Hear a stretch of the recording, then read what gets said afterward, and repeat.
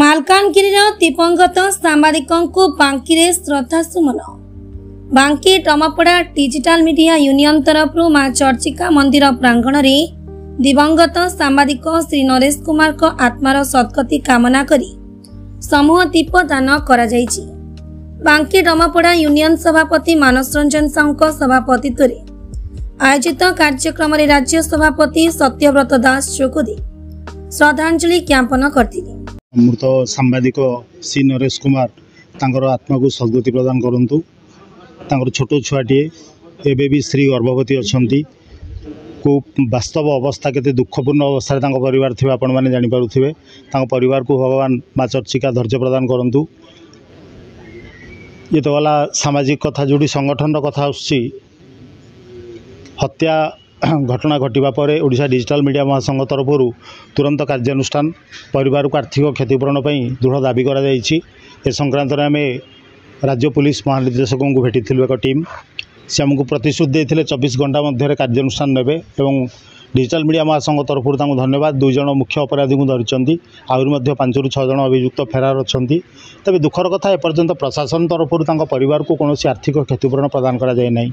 आम आशा करूँ मालकानगिरी जिला प्रशासन राज्य सरकार मुताहत सांबादिकों परिवार को अनुकंपामूलक सहायता राशि प्रदान करेंगे।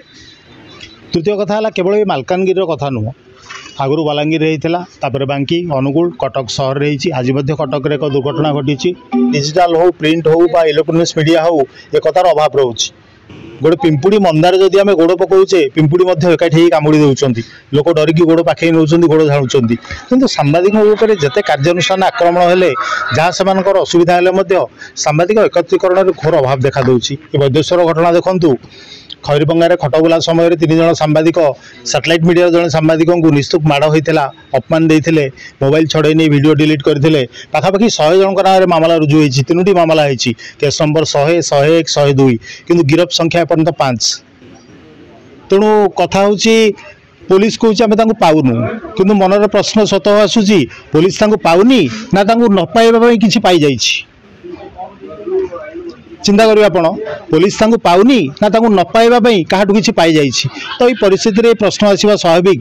तेणु यह सब घटना को देखने लगुच कोटा कोटी जनसाधारण निहाती राजरास्ता को आसी सांबादिक मान सुरक्षा प्रति से दाबी सह स्वर मिसेवा दरकार। साधारण अभाव असुविधा हेले रास्तार पानी जमू बा पानीय जल न आसू किए भत्ता न पाऊ बा किए सरकारी साहाय्य वंचित हो प्रथम जहाँ खोजा पड़ुछि गणमाध्यम।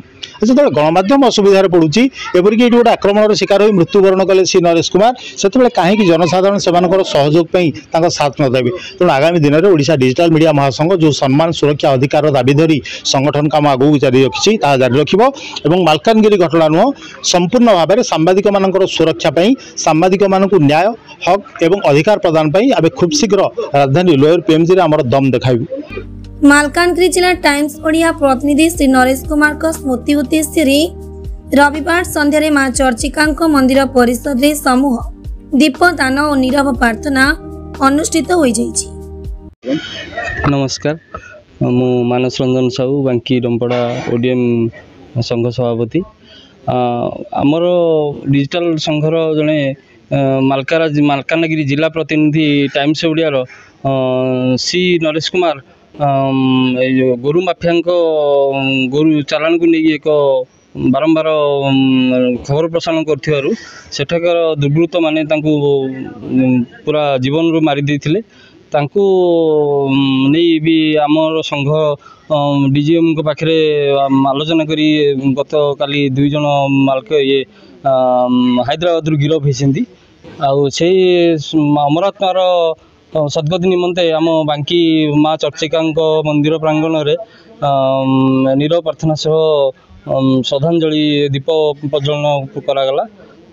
से अमरात्मार सद्गति निमंते भगवान को पाखे प्रार्थना करुछि।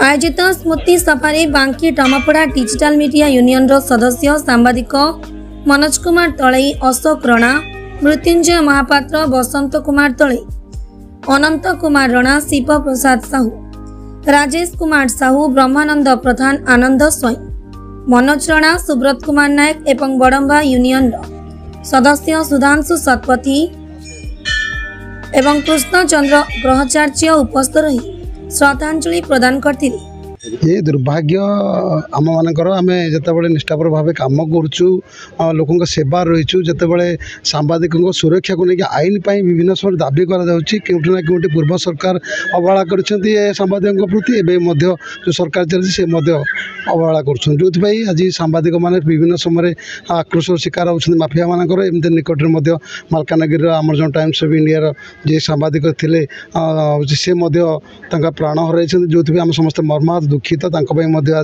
माँ चर्चिका पीठरे आम एटी किसी शांति सभा करूँ अमर आत्मार सद्गति कामना करूँ दीप प्रज्वलन करूँ आशा करूँ राज्य सरकार ये लोक सरकार कहते लोकर वार्ता कथा कहते लोक सहित रही कहते सांबादिक जितेबाला 24 घंटा सेवा जगाऊँगी निस्वार्थ भाव ये सांबादिक सुरक्षा को लेकिन जो प्रश्न उठुच्छी विभिन्न समय देखुते सांबादिकों को माड़ मरा जाऊँगी सांबादिक कहीं निर्भीकता खबर प्रसारण कर से माड़ खाऊँ किंतु तार सुरक्षा जो चिंता जो सुरक्षा आईन जो होची प्रणयन हवा कथा जो विगत दिन सांबादिक मैंने दाबी कर केउठी ना केउठी राज्य सरकार पछघुंचा दौरान आम दाबी करूँ खूब शीघ्र जो सांबादिक सुरक्षा आईन ताको लागू करूँ सांबादिक सुरक्षा नहीं जदि सांबादिक सुरक्षा न दि जाए सांबादिक निर्भीकता तार खबर परिवेषण करें आ जो भाव अत्याचार अन्याय बढ़ी चलता बढ़ी चलो ताकू रोकबार कहीं भी हूँ सहायक होगा नहीं एक आम आज आपण मध्यम गणमाध्यम मध्यम आमर जो गणमाध्यम भाई मैंने रही मध्यम राज्य सरकार को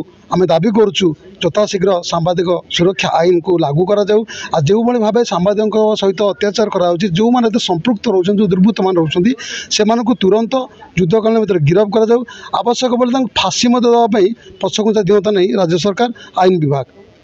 नमस्कार मु अनंत राणा बांकी आवाज मीडिया बांकी प्रतिनिधि जो भाव में मालकानगिरी जिलार जो आम जिला प्रतिनिधि थे टाइम्स ऑफ ओडिया श्री नरेश कुमार को भाव बर्बरता भाव में जो हत्या करागला गोरक्षक मान से जो गोरक्षक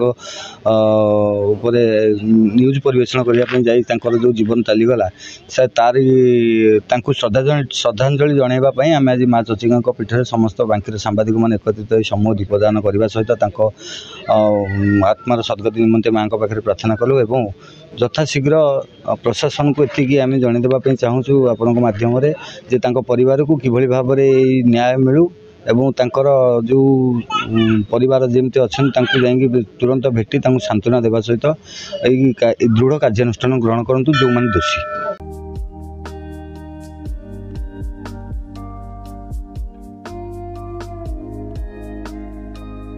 ब्यूरो रिपोर्ट धनुष एक्सप्रेस।